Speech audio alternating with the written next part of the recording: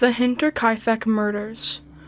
Imagine settling in on a cold, isolated farm in the Bavarian countryside, where the nearest neighbors are a mile away, and the woods whisper secrets at night.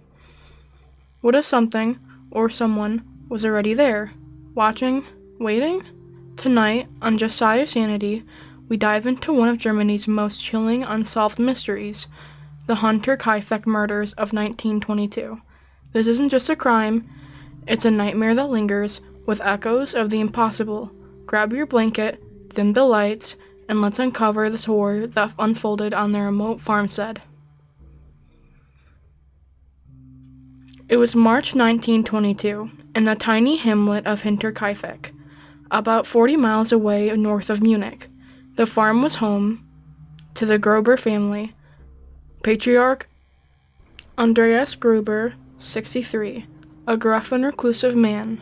His wife Cecilia, 72, widowed daughter Victoria, Gabriel, 35, her 2 young children, Cecilia, just 7 years old, and little Joseph, only 2, and their new maid, Maria Baumgartner, 44, who had arrived that very day.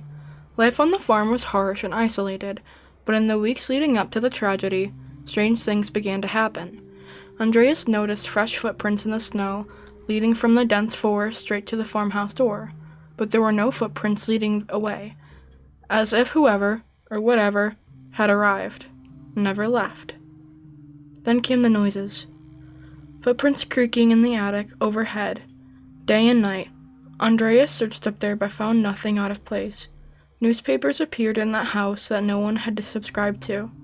Tools went missing from the shed, including a mattock, a heavy pickaxe-like farm tool with a sharp blade on one side. The family's previous maid had quit months earlier, terrified of claiming the house was haunted by ghosts in the walls. She heard whispers, scratching, like something alive was up there. Andreas dismissed all of the superstition. He didn't report it to the police, too proud, too isolated. But the family grew uneasy. Little did they know the danger was already inside. On the night of March 31st, under the moonless sky, the killer struck. Investigators later pieced together the sequence. It started in the barn. The family was lured out one by one, perhaps by noise or the sound of distressed animals. First Andreas, then his wife Cecilia, followed by daughter Victoria and granddaughter young Cecilia. Each was ambushed and bludgeoned with that missing mattock, savage blows to the head that had killed them almost instantly. The bodies of the 4 were dragged into a corner of the barn, stacked like firewood, and covered with hay. But young Cecilia didn't die right away. Evidence shows she lay there, wounded, pulling out her own hair in agony, before finally succumbing. The killer wasn't done. They entered the house where little Joseph slept in the bassinet in the mother's bedroom. A single, brutal strike ended his short life. Then, to the maid's chamber, Maria Baumgartner, still unpacking her things, was slaughtered in her bed, her skull crushed. But here's where the story turns from brutal to bone-chilling. The murderer didn't flee. For days, perhaps up to a week. They stayed on the farm. They fed the cattle and dogs, milked the cows, stacked fresh hay in the barn. They ate the family's food in the kitchen, baked bread, even slaughtered a pig for meals. Neighbors saw smoke curling from the chimney, assuming all was well. One even waved to a shadowy figure in the yard. Footprints? Only those leading to the house, none away. It wasn't until April 4th, when neighbors came looking, worried after the family missed church and failed to pick up the mail. The horror was then discovered. The scene was gruesome, blood-soaked rooms, bodies in decay. The police arrived, but clues were scarce. No robbery, monies and valuables untouched. Suspects? Plenty. Rumors swirled. A vengeful neighbor, Lorenz Schlittenbauer, who had a child with Victoria, and led the search party. Or Victoria's husband, Carl Gabriel, officially dead in World War I, but some whispered that he had survived and returned for revenge. Even darker, whispers of incest in the family, with Andreas, possibly the father of little Joseph. Investigators searched in the attic and found a hidden nest, a makeshift bed, scattered food scraps, human feces. Someone had been living up there, undetected, for months, watching the family below through cracks in the floorboards. Despite interrogations and autopsies, even decapitating the victims to study their skulls in Munich, the case went cold. No arrests. The farm was demolished in 1923 amid reports of hauntings, ghostly footsteps, cries in the night, shadows in the ruins. Today, a small shrine marks the spot, but the killer's identity and how they vanished without a trace remains one of the history's darkest stories. What do you think lurked in that haddock? A ghost? A madman? Or something far more human and terrifying? If this tale has you checking your own ceilings tonight, drop your theories in the comments. The Black Dahlia. Picture a quiet, foggy morning in post-war Los Angeles. A young mother walking with her child through an empty lot in the developing neighborhood of Leimert Park. What she stumbled upon would become one of the most gruesome and haunting unsolved murders in American history. Now, we step into the shadows of 1947 Hollywood glamour and the nightmare known as the Black Dahlia. Her name was Elizabeth Short. Born in 1924 in Boston, she was a 22-year-old aspiring actress with striking raven black hair, pale skin, and piercing blue eyes. She drifted through life, moving from city to city, working odd jobs as a waitress, chasing the elusive dream of stardom in a golden age of cinema. Friends called her Beth or Bet. The press would later dub her the Black Dahlia, inspired by her dark hair. Her love of sheer black clothing and a twisted nod to a recent murder mystery film called The Blue Dahlia. On the morning of January 15th, 1947, Betsy Bersinger was strolling along South Norton Avenue when she spotted what she first thought was a discarded store mannequin lying in the woods of a vacant lot. She got closer. She realized it was a human body. Horrified, she ran for help. What police found was beyond comprehension. Elizabeth Short's naked body had been severed clean in half at the waist, a cut so precise it suggested surgical skill. Her blood had been completely drained. Her face was slashed from the corners of her mouth to her ears, creating a grotesque Lascaux smile. Rope marks scarred her wrists and ankles. Sections of her skin had been excised. Internal organs were removed. Her body was meticulously washed, clean, and posed. Arms raised above her head, legs spread wide like a macabre display. Yet, disturbingly, there was almost no blood at the scene, not a drop on the grass or soil. She had clearly been killed elsewhere, perhaps tortured for days, cleaned thoroughly, and then dumped under the cover of night like trash.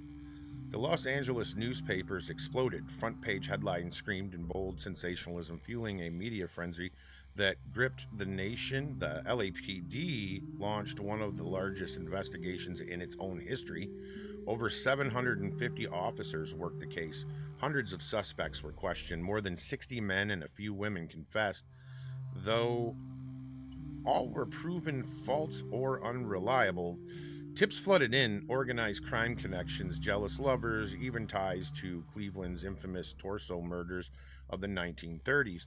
The precision of the bisection and mutilations led investigators to suspect someone with medical knowledge, perhaps a surgeon or butcher.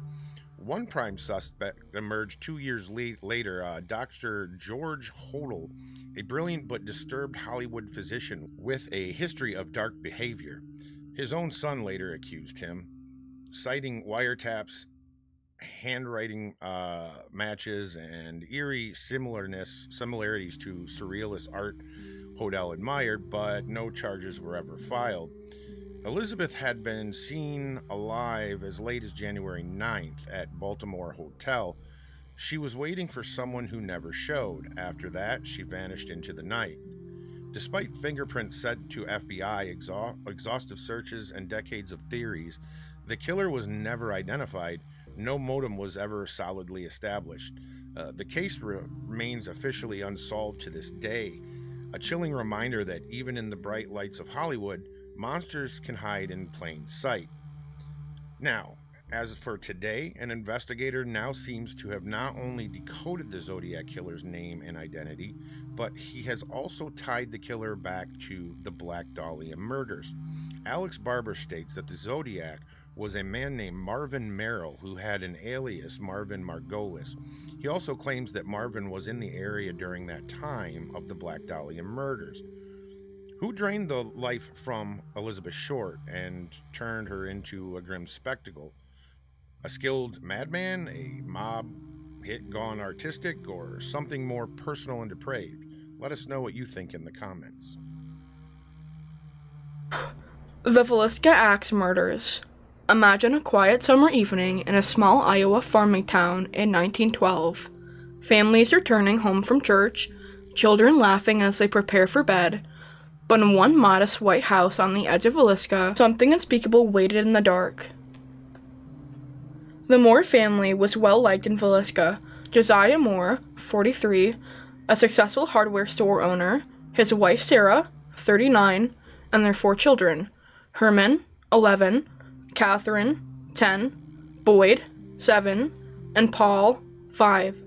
On Sunday, June 9th, 1912, they attended a Children's Day program at the Presbyterian Church with 2 young visitors, Sister Ina and Lena Stillinger, aged 8 and 12, friends of Catherine who were invited to spend the night. The evening ended cheerfully, around 9:30 p.m. The family ate guests and returned home, locked up, and went to bed. No one heard a thing in the night. The next morning, neighbors grew worried when the Moores didn't emerge for chores. The house was eerily silent. Josiah's brother Ross peeked inside and discovered a nightmare. All 8 people bludgeoned to death in their beds when the family's own axe. The killer had entered some time after midnight. Every victim was struck repeatedly in the head, skulls crushed, faces unrecognizable. The axe left at the scene covered in blood belonged to Josiah. The murderer had turned it blade down after the attacks, as if careful not to touch it again. But the details grow stranger. All mirrors and windows in the house were covered with bed sheets and clothing, blocking any reflection or view from outside. In the kitchen, a plate of uneaten food sat on the table, alongside a basin of bloody water. The killer had apparently eaten a meal after the murders.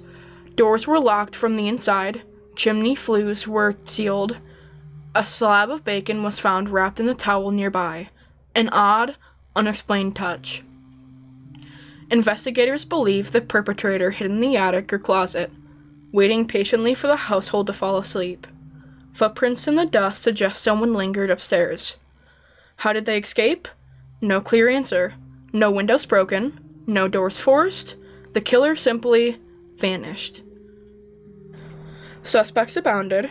A traveling preacher with violent tendencies, a jealous business rival, even a rumored serial killer linked to similar acts, murders across the Midwest. One man, Reverend Lynn George Kelly, was tried twice but acquitted. Others were interrogated, including a senator's son-in-law. Trials brought the national attention, but no conviction ever stuck. The case remains unsolved. The house stood empty for years, until restored as a historic site.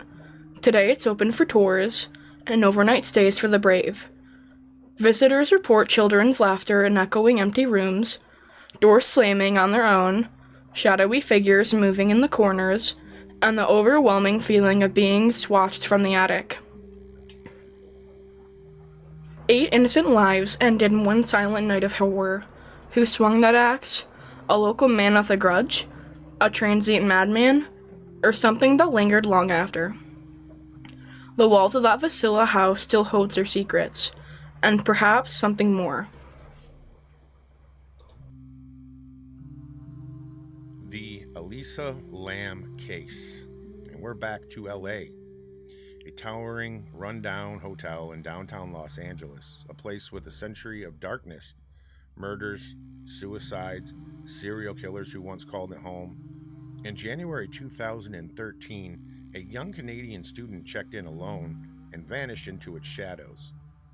Elisa Lamb was 21, a college student from Vancouver on a solo trip down the West Coast. Bright, introspective, she blogged openly about her struggles with bipolar disorder and depression. On January 28th, she arrived at Cecil Hotel, rebranded as Stay on Main for budget travelers, but its grim history lingered. Guests complained of strange noises, fleeting shadows, and an oppressive atmosphere. Elisa checked in, shared a hostel style room at first, but after odd behavior, leaving cryptic notes, she was moved to a private room. She called her parents daily, updating them on her adventures. Then on January 31st, silence. When she didn't check out as planned, the LAPD got involved. Posters went up. Then on February 13th, they released the last known footage of her. Grainy surveillance video from the hotel's elevator. In the clip, Elisa steps in, presses every button multiple times as if trying to make the doors close faster. She hides in the corner, peeking out cautiously. She waves her hands in strange, deliberate gestures, almost like sign language or conversing with someone unseen. She steps out, lingers, comes back, and finally exits down the hall. The door stays open after she's gone. The footage went viral. Theories exploded. Was she playing a game? Hiding from a pursuer? Experiencing a manic episode? Or something more supernatural? Days later, hotel guests began complaining. The water pressure was low, the taste bitter, dark, almost oily. Showers ran black. Drinking it made like people got sick. On February 19th, a maintenance worker climbed into the roof to check 4 massive water tanks. One lid was open. Inside, floating naked in the murky water, was Elisa's body. Her clothes were folded neatly nearby, folded inside the tank. No signs of trauma or assault. Toxicology showed traces of her prescribed medications, but nothing indicating foul play. The roof access was alarming. A locked door with an alarm, a high ladder to the platform, tanks 10 feet tall with heavy lids. How did she get up there alone? The door alarm hadn't triggered, no footprints or drag marks. The coroner ruled it accidental drowning, suggested a psychotic episode led her to the roof. Undress and enter the tank. But questions remain. The bizarre elevator behavior, the open lid, how she accessed the secured area without help. The Cecil's dark past fueled speculation, echoes of the Night Stalker, unsolved deaths. Some even tied it to occult theories or invisible forces. Over a decade later, her death remains a puzzle that defies easy answers. What really happened in those final moments? A tragic accident or something the hotel walls still hide? The water has long been flushed and the unease lingers.